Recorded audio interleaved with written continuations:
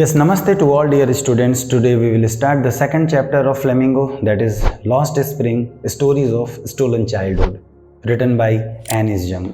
First of all, try to understand the theme of this story. Spring is the season of bloom. Spring is a metaphor of childhood and is associated with every child at the beginning of a bright future. Childhood is associated with the innocence, physical stamina, and vitality. It is also the stage of gaining skills and knowledge, learning and going to school. Lost Spring by Annis Young is a description of those poor children who are condemned to poverty and a life of exploitation. The two protagonists of this chapter, Saheb and Mukesh, lose their childhood while carrying the burden of poverty and illiteracy. In this story, the author unveils the utter destitution of the ragpickers of Seemapuri and the bangle makers of Firozabad. This story describes the grinding poverty and traditions that compel the children to live a life of exploitation. When we justify the title, Lost Spring describes the two stories of stolen childhood.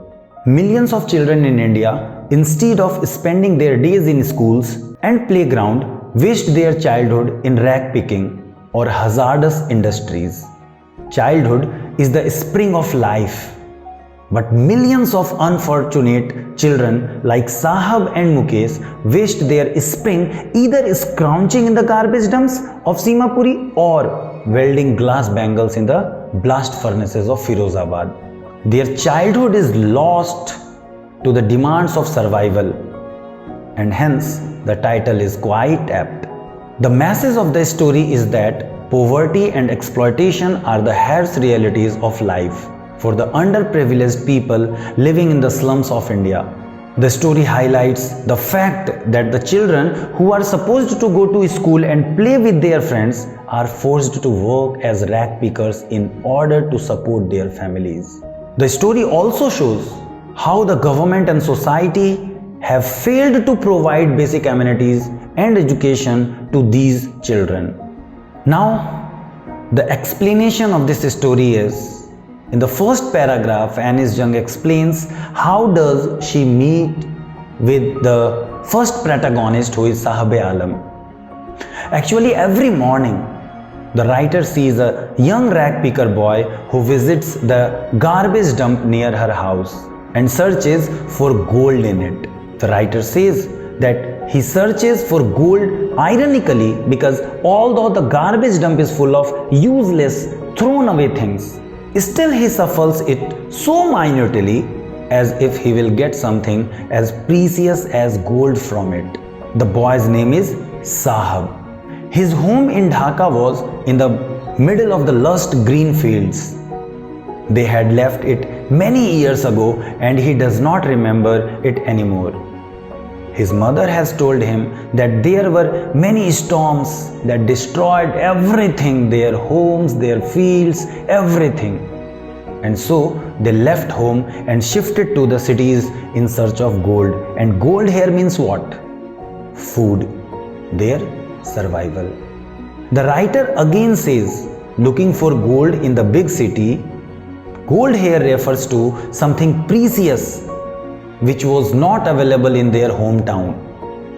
Things like shoes, money, bags, clothes, etc. for the children, and food, clothing, shelter as means of survival for their parents.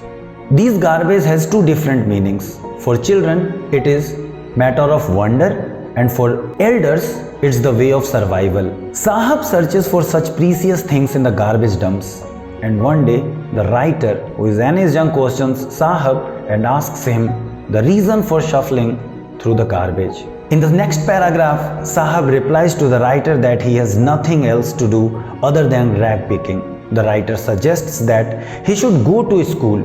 She realizes that her advice is meaningless for the poor boy. He replies that there are no schools in the area where he lives.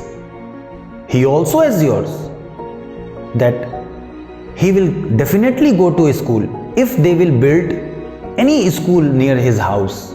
Saheb says that he would join the writer's school, and after a few days, he runs up to her to ask, "Is your school ready?" The writer replied that it takes a lot of time to build a school. She felt ashamed at making a false promise. She had said this as a joke and had never intended to open a school. So she felt ashamed of herself. Saheb was not hurt because he was used to such false promises, as they existed in large numbers in his empty world. He was surrounded by such false promises made by everyone around him. His world was empty, as no promise made to Saheb was ever fulfilled. Next, the writer had known Saheb for a few months. When she asked him his name, he replied as if he was making an announcement that his name was Saheb-e-Alam. The writer thought that the boy did not know the meaning of his name, and if he came to know that his name meant Lord of the Universe, he would not be able to believe it. His name was opposite to his life. He went around the streets with a group of friends. It was like an army of boys who did not wear any footwear.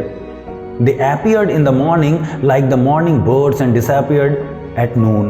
The writer could recognize all of them as she had been seeing them for the past few months. Another boy who was wearing a different shoes in each foot said that even if his mother would have given him the footwear, he would have thrown it away. He meant that the boy was not wearing footwear because he did not want to wear one. The writer asked the second boy the reason for wearing a different shoes in each foot. He did not reply and shuffled his feet as he tried to hide the shoes. The third boy spoke that he was eager to get a pair of shoes as he had never owned one all his life. The writer takes the example of shoes to highlight the condition of these boys. They search the garbage dumps looking for such precious things. She further tells us that as she traveled across the country, she had seen many children walking barefoot in the cities as well as in the villages. They reasoned that they were barefoot not due to lack of money but to buy footwear, but being footwear was a tradition for them. The writer wondered and concluded that the reason of it being traditional was a mere excuse to hide the fact that they were so poor that could not afford footwear. The writer narrates a story told to her by a man from Udupi. Udupi is a town in Karnataka. When he was a young boy, he would walk to his school, and on the way he would cross a temple where his father worked as a priest. He would stop at the temple and pray to God to bless him with a pair of shoes. After 30 years, the writer visited the town at the temple. Now the place was nearly empty. A new priest was there, and the new priest lived in the backyard of the temple. Plastic chairs, red colored and white colored, were kept there. He was wearing grey colored school uniform, socks and shoes. He had a school bag hung on his shoulders. He threw it on the bed and ran away. The writer wants to say that the financial position of the priest at the temple had improved over the last 30 years. Now he could afford shoes for his children. She was reminded of another boy who got a pair of shoes.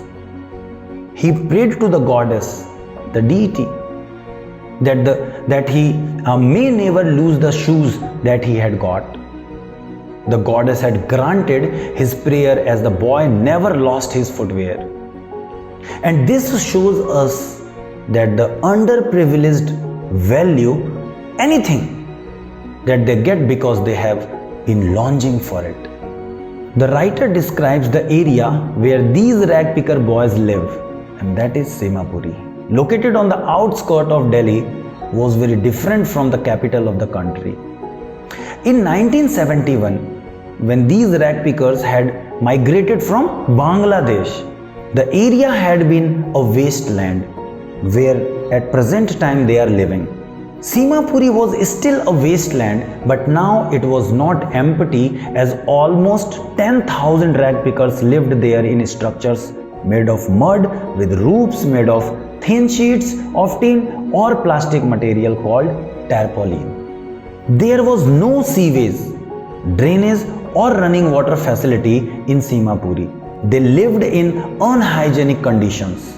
It was a piece of wasteland where the garbage of the city was collected. The rag pickers had been living illegally in Seemapuri for the last 30 years. That is mentioned in the book. That's why it's 30 years, but now it is more than 30 years. They have occupied the area without government permission. They are not the owner of that land. And the politicians of the area have provided them ration cards and voter identity cards. They got grocery for their family through these ration cards, and in return they cast their vote in favor of the politician who helped them in getting ration cards and voter identity card. So she asked a group of women who were wearing torn sari that why did they leave their home in Dhaka. They replied that if they were able to satisfy the hunger of their families and sleep well at night, they were happier to live in Seemapuri than their fields in Dhaka, which were ruined and gave them no food. These people traveled in search of food, and wherever they found it, they set up temporary homes, means transit homes, and start living there. Their children kept on growing there, and gradually they also started helping their parents in seeking means of survival. And for those who lived in Seemapuri, the means of survival is only rag picking.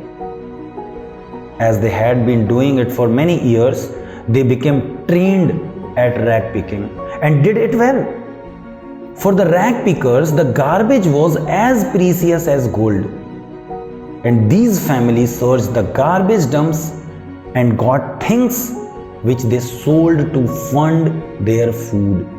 They gathered torn and damaged sheets which were used to cover the roof of their homes. And these did not cover them well, but still provided them with some protection. Even it's leaking, but they have roof over their head, that is important to them. And for children, the garbage dumps were more than the means of survival. Saheb was happy to say that sometimes he found a rupee and even a 10 rupee note in the dump. As one often finds even a silver coin in the garbage dumps, he kept on searching, hoping to find more. For children, the garbage dump was a means of fulfilling their dreams, although partially, while for their parents it was a means of aiding survival for providing the basics, that is food, clothing and shelter. One winter morning, the writer saw Saheb standing by the fence of a club, and he was watching a tennis game being played by two young men. Saheb liked that game but could not play it. He told the writer that he went inside the club when it would be closed. He was allowed to take swings by the guard there. The writer saw that Saheb was also wearing tennis shoes, and they did not look appropriate with his dress, which was worn out and had faded. He told the writer in an attempt to justify himself that someone gave him the shoes, and she however figured out that he had got them from a garbage dump. They must have been thrown away by a boy from a rich family, as he did not want to wear it. Probably they had a hole or two in them, due to which he did not want to wear them, that rich boy. On the contrary, Saheb was not bothered by this fact that had no problem wearing them, as he could not afford anything better than that. He walked barefoot, and to wear a shoes even with a hole was like a dream come true. Although due to the garbage dump, Saheb's dream of wearing shoes had been partially fulfilled, but his desire to play tennis would never be fulfilled. One morning, the writer met Saheb, who was on his way to the milk booth. He was holding a steel container. He told her that he had got a job at the nearby tea stall. He pointed at the end of the street and told, "There I work." He would earn 800 rupees a month and gets all his meals. The writer asked him if he liked the job, as she could see that he had lost the carefree look, as now Saheb was working for someone else and was carrying his master's container. He was burdened with the responsibility. Earlier, when he was a ragpicker, Saheb would carry his own bag and was his own master. Now, Saheb was no longer his own master. Hence, in conclusion, we can say that this story, Lost Spring, gives us an analysis of the impoverished condition faced by many children that condemned them to a life of pain, oppression, and lack of education. Thank you. Namaste.